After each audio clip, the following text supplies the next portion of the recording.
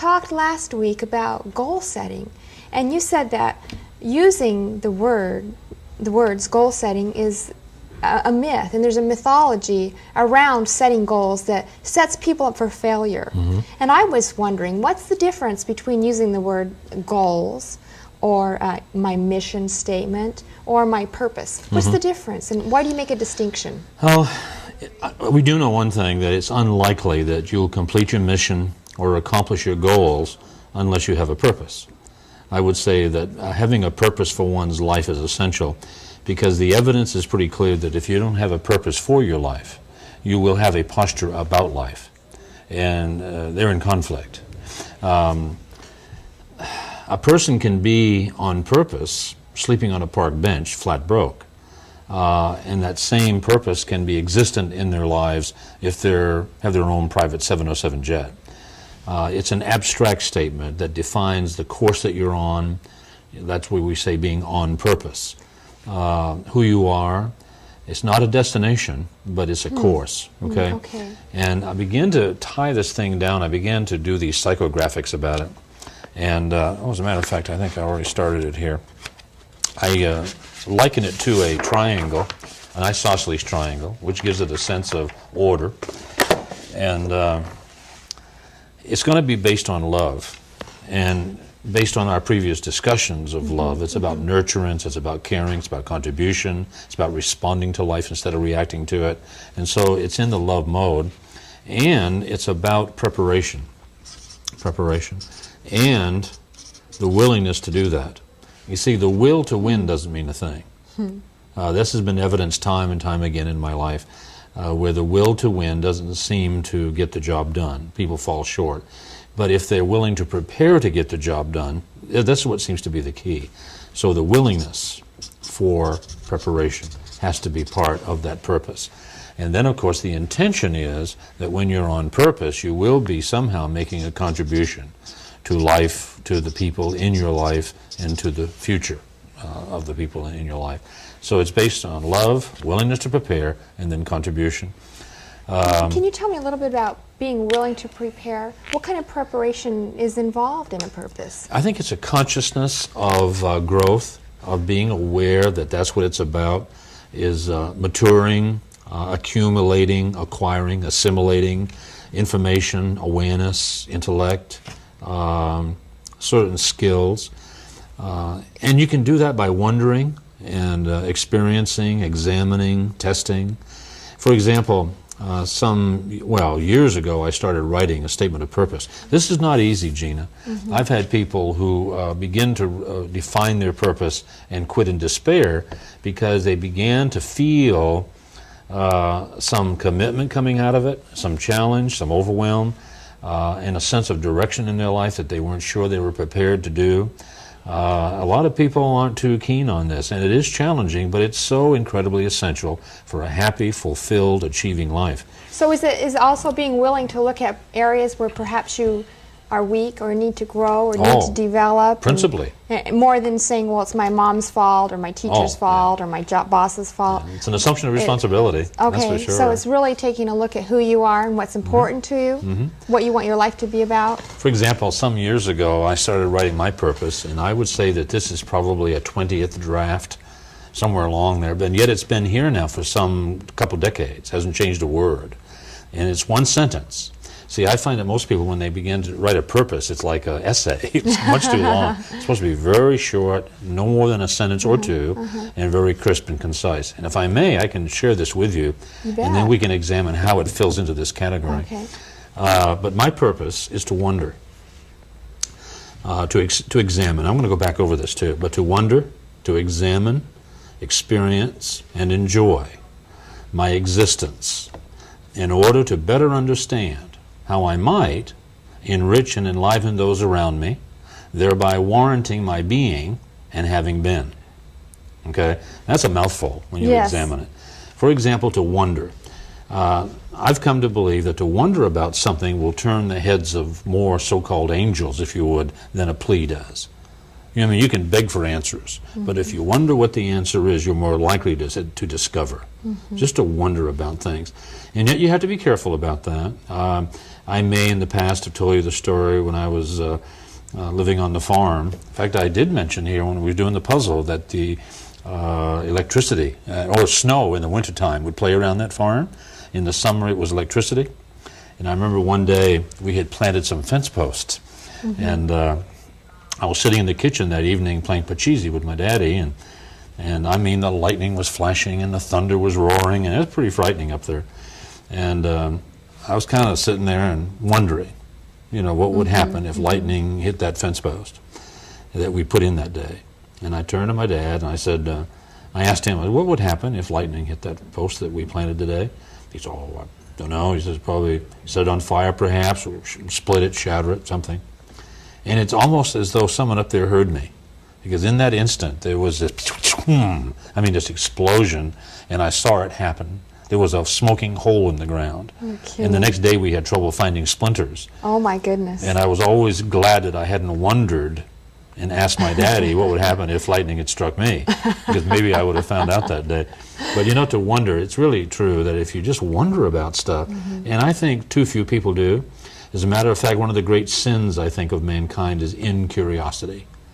Being too complacent. Yeah, I mean, not a lack of curiosity, but incuriosity. Yeah. Purposely not looking, purposely not wondering, purposely not thinking and trying to search through things. Maybe because of fear? Oh, sure. Oh, yeah, the status quo pro, the subconscious clinging to what is, that's the way it is, that's the way it works, don't bother. Oh, sure. But to continue wondering, to examine, not to take anything for granted, to keep looking at something to see perhaps if there's a better way. See, in our country, if something works, you don't mess with it.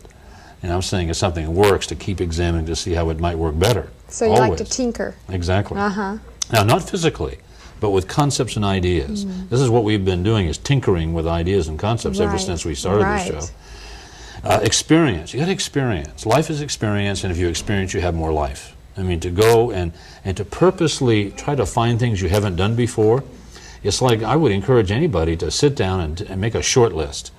Like, what have you never done before that you'd like to do?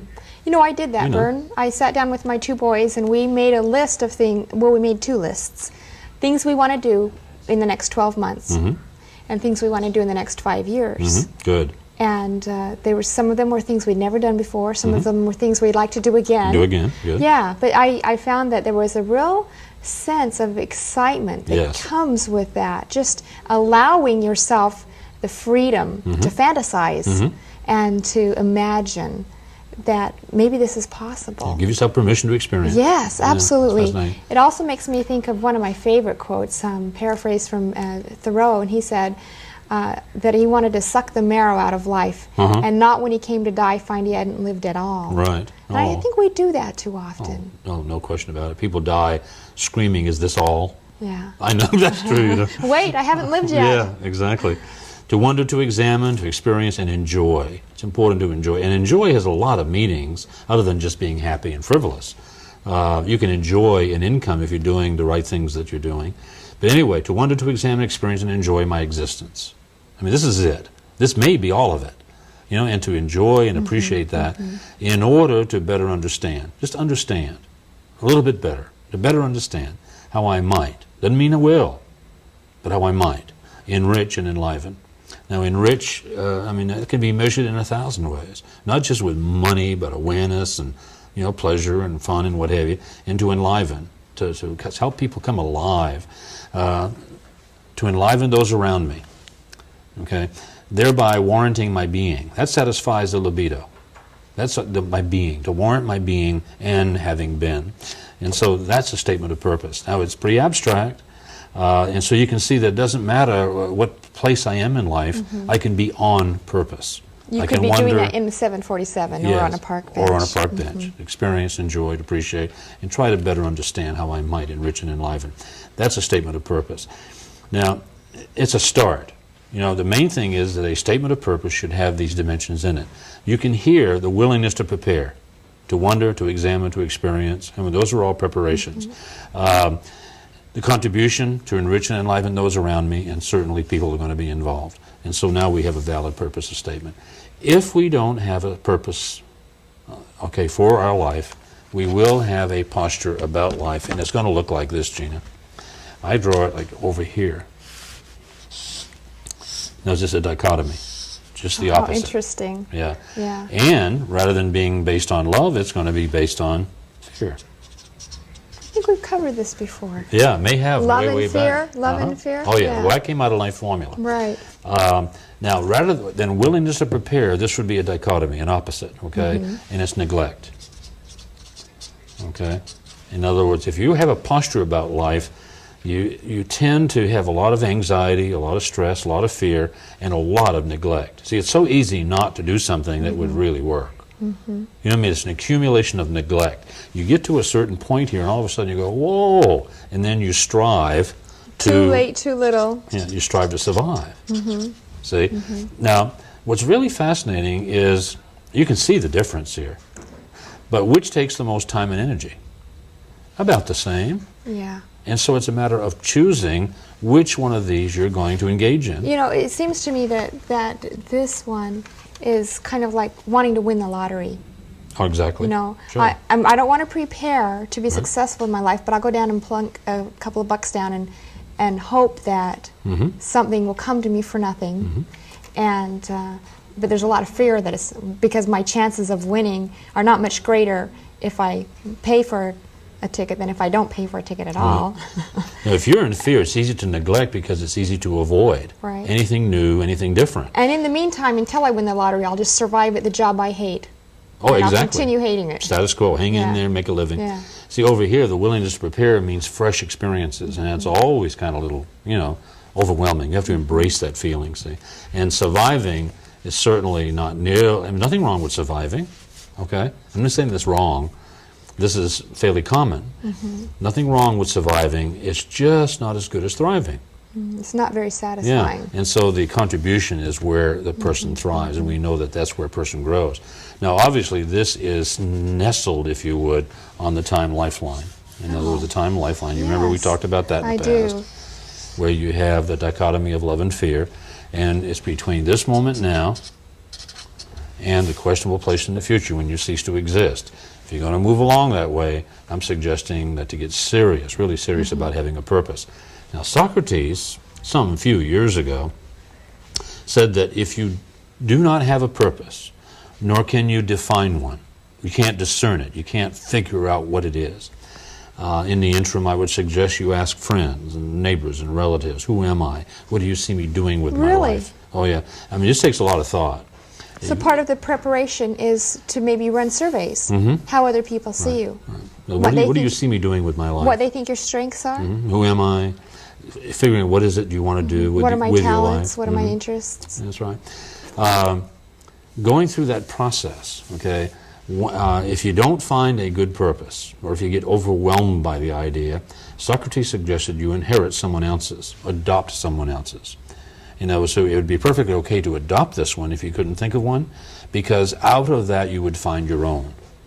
In other words, you find someone with a purpose and you follow them until you find yours, and that's typically where they'll come from.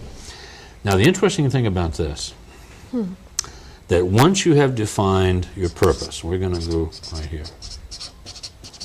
And one of the reasons why a lot of people get put off by doing this is that as you get closer and closer to defining your purpose, you become more and more aware of having established parameters for your life. I'm going to call those parameters. And a parameter you might also consider a principle for living. Okay? But they will come out of your purpose, based on love, willingness to prepare, and contribution. So they will be in concert with the great, principles of the world that have been established, and yet you'll be in harmony with them because it'll be based on love. Now, parameters mean this. There will be an awareness here that if you play out here, as if you avoid, if you turn your back on, ignore, take a break from your purpose, and you violate your principles that have been established by it, that your parameters will encompass that new dimension, and they'll take that in, okay? And so then you violate it again, and it'll take that in. And pretty soon, if you're not careful, your life falls flat. For example, if this is my purpose, and these are my parameters, and I keep violating those principles, okay? Pretty soon, there's nothing that'll hold that structure together, and your life will fall flat, and you'll wonder why. So this is terribly important. This is what diverts a lot of people, because they begin to recognize there are certain things they no longer can do if they're going to be on purpose. And they're not willing to give those things up. Right.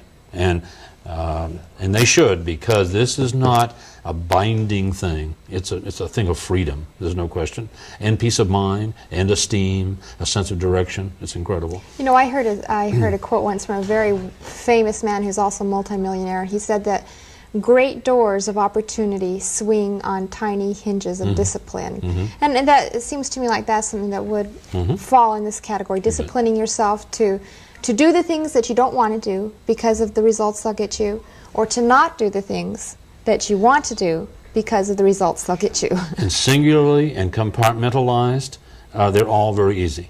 That's what's fascinating. They're all very easy. Why the temptation? Why the desire to engage in an activity that keeps you from accomplishing your purpose? Oh, I think a sense of a lack of self-worth, perhaps, or a frustration in not moving forward fast enough. You figure, why bother? That would pull you out. A more immediate gratification?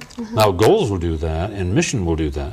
That's why I say a purpose. Now, why would a goal do that? Because it's not founded on anything but possibly gain, and this is about giving. It's a whole different dimension. It's powerful, powerful force. See, now once you have your purpose and you've established your parameters, now's the time that within that you've defined your pursuits of life. Okay. Your So those pursuits. would a pursuit be like a goal then? Yeah, right. Instead of a goal, it's a pursuit, which better acknowledges the truth of the matter. But see? instead of the goal defining your life, the purpose defines your life and your goals. Right. And then so the they pursuits are within it. Okay, so they have to stay within these parameters. Now, the reason I call it pursuits is that a goal is a fixed item typically, and you have to kind of reach it. A pursuit is acknowledging the fact that some things are going to be very easy to capture and other things are going to be very difficult. Some things may zig when you zag. Exactly. Like I liken this to chasing a chicken, okay, in a corn patch. I can remember when I was a kid, my mom would say, funny face, it's time to go get a chicken. This would be about 2 or 3 o'clock in the afternoon, and I knew what the destiny of that chicken was going to be. We were going to have chicken for lunch or dinner, okay? And so I would go out, and I remember when I first started doing it, I'd be chasing chickens for a long time, because if I didn't catch one right away, I'd go after another one. And I mean, if you keep doing that, you may never catch a chicken. And so gradually I got to the point where I would go out in the yard, look around, and I'd pick a chicken. Okay, that was the chicken. No rationale for it, that was the chicken. Okay, and sometimes I'd walk right over to the chicken very quietly and carefully, and I would stoop down and I would pick it up. And it would cluck, cluck, cluck, you know, just like a happy little chicken, you know, and that was the end of the chicken. Sometimes it's that way. You want something real bad, and out of a sense of purpose, you focus on it, and it's right there for you. People don't realize how easy some things are to have, okay? It's kind of like several years ago, I thought for years why there couldn't be a radio show celebrating selling. You know, celebrating salespeople and the effort they put in, the contribution they make to our society, celebrating the opportunities that exist in selling, and celebrating the process itself. And I often wondered why no one did that. And one day, I said, I'm going to do it. I made a pursuit, see? And I made 3 phone calls, Gina, and I had a radio show. It was like walking out and picking up a chicken. After all those years of wondering why. Fussing over it and wondering and what have you. 3 phone calls, I had a radio show, and we lasted for a year, had a great time, did a lot of tapes and what have you, and got a lot of experience.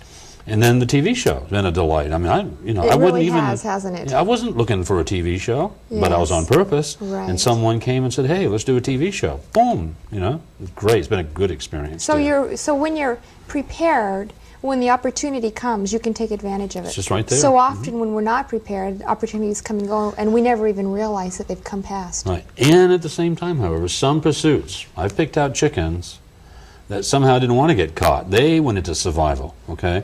And it doesn't take long to realize that a chicken can run faster than you can, stop quicker than you can, it can fly just a little bit, certainly better than you can. You know, I mean, if you're chasing a chicken, it can stop dead and you go right over it. Make a fool out of you. It's the funniest thing you've ever seen. And they can change directions. Yeah. And if you get really tired, chasing a chicken, and you're there, you're like this standing, the chicken will stand right in front of you and one-eye you. Just watch it real carefully. When you make a move, it's gone. However, Is there any question that if you've chosen a chicken and you're committed to catching that chicken, and you know what the purpose behind all of this is, okay, and the parameters of the barnyard, is there any possibility that you won't catch the chicken? I don't think so. You always get the chicken. Sooner or later. Yeah, because you got intellect, you can plot and plan, slow down, rest, change direction. There's all kinds of things you can do. And that's the way it should be with pursuits. Yeah. See, if you're on purpose and you have your parameters established, now your pursuit should be in 4 areas of your life, too. Oh, okay. There should be one, should be your spiritual emotional. Remember when we were putting the puzzle together, we had the 4 facets of our life. The spiritual emotional facet. And right beside that, we had the social secular, and then the physical tangible, and the vocational avocational. Those are points of pursuit. That's what we're going after. Then, after that, you begin to establish plans on how you're going to acquire those. And those plans are long-term, extended, 1 year, 2 year, 5-year plans that would extend off from that purpose. Now, you see what's happening here? They're overlapping. They're in harmony. See what I'm saying? So it reduces the conflict in your life, and you're still on purpose. Every time I do this, I think of the many times I've seen this illustration where they say, put God first, family second, and your job third, okay? Have you ever heard that one? A lot of people have been given credit for that. I have no idea who originated it, but a lot of people have been given credit for it. And I remember the first time I saw that, having realized this, I figured, wait a minute.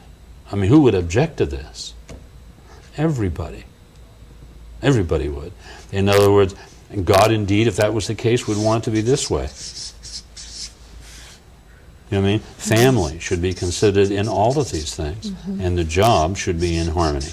And that's the way it would be once you establish a purpose. In other words, there's not that conflict. See, a lot of people are in conflict about family, job, life. Making priorities. Yeah. It's hard to always make a priority be the same. So you're not prioritizing, you're harmonizing. It's a big difference. Big difference. Now, plans are long-term. They will never come to fruition the way you plan them. That's what a plan is about. It's to plan and you do, and then if you get off course and you review it. See, it's a matter of correction, minor corrections. Corrections that come within projects. Projects are short-term plans, if you would. 1 week, maybe a day, a month at the most. But once again, if you have a purpose, they're going to be in harmony. It's going to go along. Now, once this is in line, since you're on purpose, there has to be an acknowledgement of the value of practice. That's the key to practice. It's a word that we don't engage in our lives nearly enough. Now, the doctors and the lawyers have trapped it. See, lawyers and doctors don't fail. They either practice or they don't practice. Very clever, very clever. And valid, because they admit they don't know all the answers. They're doing the best they can. Okay, they're practicing. And I think we have to recognize that that's what we're doing with our lives. We're all practicing. Yeah, we're all practicing. Bern, I wanted to go back, if I could, just for a minute. You talked about harmony as opposed to priorities. Now, but we still have to make choices every day. Do I go home and see my son's soccer game, or do I stay late and finish that report my boss wants to be on my desk first thing? Or do I go to church this Sunday or do I go on that water skiing trip with my dad? Or how do we harmonize those things? I mean, it's easy to say it, but how do you do it? Only if you take command of the direction your life is moving in and you're on purpose. I tell you, once you define this, it gets clearer, and it's really hard to define why that's so, but I know I don't have things come up. So you make each choice based on the big picture. Exactly. You evaluate if it's going to bring you closer to your if you're going to be on purpose or off purpose. Yeah, it's kind of like if I know I've got children that deserve, demand, however you want to put it, my time. Why would I ever engage in a job where that's going to engage my time when I really should be over here? Well, because I have to put food on the table. Yeah, well, yeah. So they surrender, because there's a lot of things you can do to put your food on the table, but this just happens to be the one available, and there's where the unhappiness starts. So there's more preparation. Maybe I need to prepare myself for another job that will allow me to take care of my family. Exactly. In other words, you've got to take command of this. Say, what's my life going to be like? And once you define your purpose, that's going to establish the parameters within which you stay, and you don't violate. It's kind of like I just said a moment ago, I don't have a whole lot of stuff that comes up. Most people live trying to accommodate the world. You know what I mean? And I just can't imagine having to do that all the time. In fact, can you imagine my not being here this evening? I mean, can you even imagine that? No. Yeah. Since 1972, I've never been late, and nor have never missed a seminar. Never. I mean, you know, and I couldn't even imagine that. And at the same time, there's all kinds of things in my life. I just can't imagine not being there, not doing, not having. Yeah, and it's been made simple by this. I'll tell you one thing, there was a real precious moment, and oh my gosh, what time is totally out, and I wanted to make some points. In practicing, let's go on with this. There's three great factors in practicing. Permission, a premise, and a promise. The permission is it's okay to be clumsy, inept, and inadequate. And that has to be all right. The premise is you got to do things you don't know how to do yet. That you've got to examine, you've got to test, you've got to stretch. And the promise is we're always going to get better, always. And it comes out of this process.